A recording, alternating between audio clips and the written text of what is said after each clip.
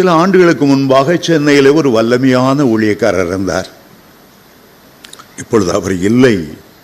நான் வாலிபனாய் இருக்கும்போது அவர் தெருவில் நடந்து வந்தால் தெருவில் உள்ள அசுத்த ஆவிகள் எல்லாம் அலறும்.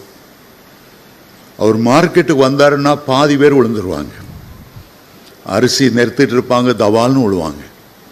அவர்களுக்குள்ளேருந்து அசுத்த ஆவி போகும். அவரை பேட்டி கண்ட ஒருவர் கேட்டார், இந்த அற்புதமான வல்லமை, அசுத்த ஆவிகளை துரத்துகிற பலத்த அதிகாரம் உங்களுக்கு எப்படி கிடைத்தது?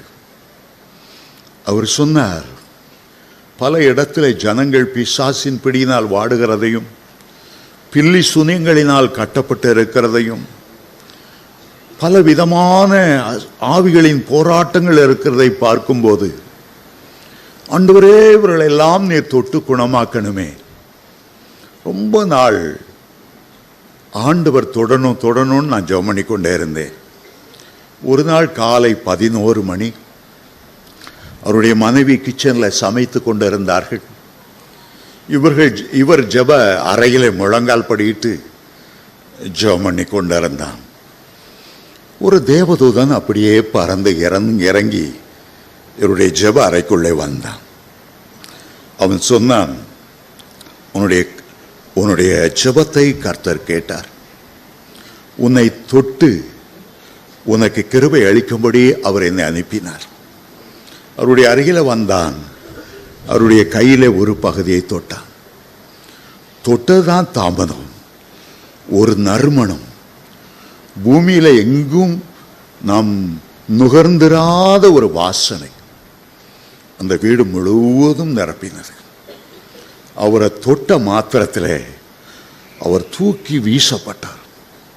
அப்படியே ஜெப அறைக்குள்ளே இருந்தவர் ஹாலுக்குள்ளே வந்து விழுந்தார். மயங்கின நிலைமையில கிடந்தார். இந்த வீடு முழுவதும் வீசின பரிமள வாசனையின் தைலத்தை கிச்சனில் சமைத்து கொண்டிருந்த அவருடைய மனைவி பார்த்த உடனே, இது என்ன வாசனை? நான் அறியாத ஒரு மேன்மையான வாசனையா இருக்கிறதே. கணவன் தரையில விழுந்து கிடந்தார். அவருடைய சரீரத்தில் இருந்து அந்த வாசனை வந்து கொண்டிருந்தது. கணவனை உலுக்கி பார்த்தார். ஒரு அரை மணி நேரம் 1 மணி நேரத்துக்கு அவரால் எழும்ப முடியல. எழுந்த உடனே சொன்னார், ஒரு தேவதூதன் வந்தான், என்னை தொட்டான். ஒரு பலத்த வல்லமை என்னை தூக்கி எறிந்தது. ஒரு நறுமணம். அன்றையிலிருந்து அவர் எங்கே போனாலும் அசுத்த ஆவிகள் அலறி ஓடும். அந்த கிருபையை ஆண்டவர் அவருக்கு கொடுத்தார். ஒரு தேவதூதனுடைய தொடுதலே அவ்வளவு விசேஷமாக இருந்தால் 1000 தேவதூதருடைய சிருஷ்டித்தவருடைய கர்த்தருடைய தொடுதல் எவ்வளவு மேன்மையாயிருக்கும்.